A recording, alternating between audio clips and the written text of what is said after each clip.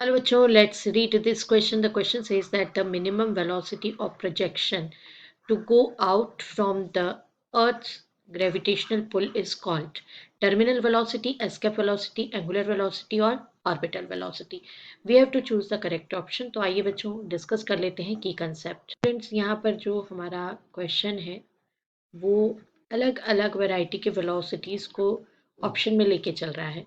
First option है terminal velocity, second escape, third angular velocity और fourth है orbital velocity. लेकिन जहाँ तक बात अर्थ के ग्रेविटेशनल पुल की है तो अर्थ के ग्रेविटेशनल पुल से अगर किसी भी ऑब्जेक्ट को फ्री होना है, सपोज ये हमने अर्थ ड्रॉ किया है, अब अर्थ से यहाँ से हम किसी ऑब्जेक्ट को फ्री करना चाहते हैं अर्थ की ग्रेविटी से, तो हम कहेंगे कि हम उसको एस्केप कर रहे हैं. तो उसको जो वेलोसिटी दी जाती है that is known as escape velocity, right. तो इसलिए escape velocity means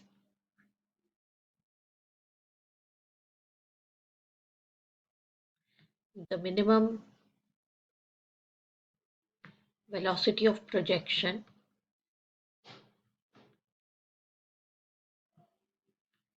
to go out from the Earth's gravitational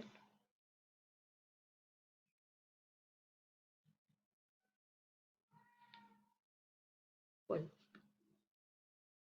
ये अब देख लेते हैं सॉल्यूशन में आपको इम्पॉर्टेंट पॉइंट बता देते हैं जिससे कि हम अपने आंसर को और अच्छी तरह से समझ पाएंगे.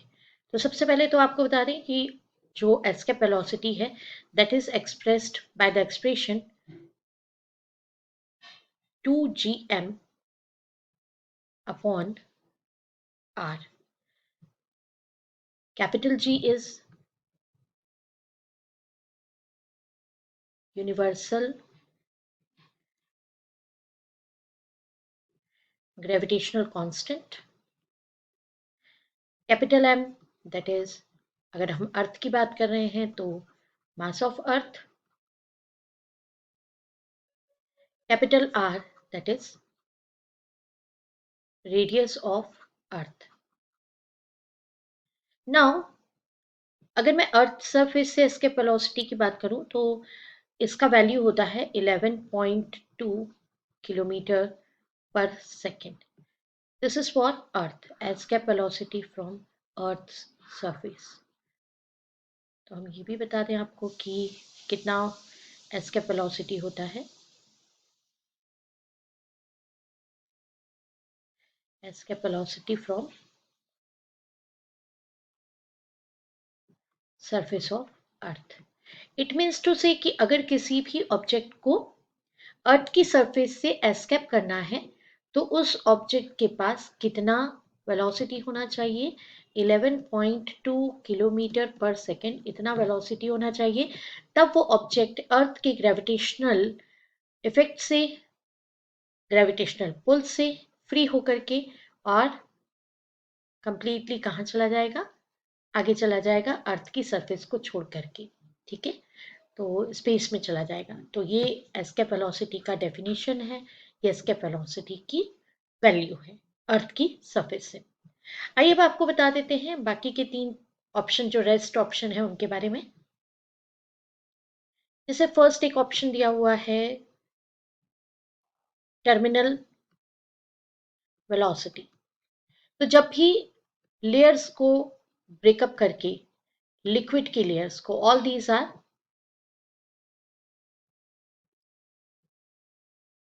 लिक्विड लेयर्स, और अगर यहाँ पर हम कोई ऑब्जेक्ट को ड्रॉप डाउन करेंगे तो ये लिक्विड के अंदर सारी लेयर्स को ब्रेकअप करते हुए और अपनी जो वेलोसिटी गेन करेगा उस वेलोसिटी को हम क्या बोलेंगे, टर्मिनल वेलोसिटी. तो terminal velocity that means to say velocity of an object inside the liquid when it breaks up all the layers of liquid and उसको ब्रेकअप करके और अपनी वेलोसिटी गेन करता है. सेकेंडली एक ऑब्जेक्ट के लिए हमें गिवन है कि हम एंगुलर वेलोसिटी बताएं। तो एंगुलर वेलोसिटी बच्चों, ये टर्मिनल वेलोसिटी जैसा हमने कहा कि ये लिक्विड लेयर से, मतलब ये फ्लूइड मैकेनिक्स से जुड़ा हुआ है, इसी तरह से एंगुलर वेलोसिटी जो है ये सर्कुलर मोशन से जुड़ा हुआ है। अगर कोई ऑब्जेक्ट सर्कुलर मोशन पे मूव ऑन हो रहा है तो मूव ऑन होते होते वो एक पोजीशन से दूसरी पोजीशन में गया, और सेंटर पॉइंट ओ पर उसका एंगल फॉर्मेशन है थीटा। तो angular velocity is equals to theta by T, मतलब एंगुलर डिस्प्लेसमेंट अपॉन टी।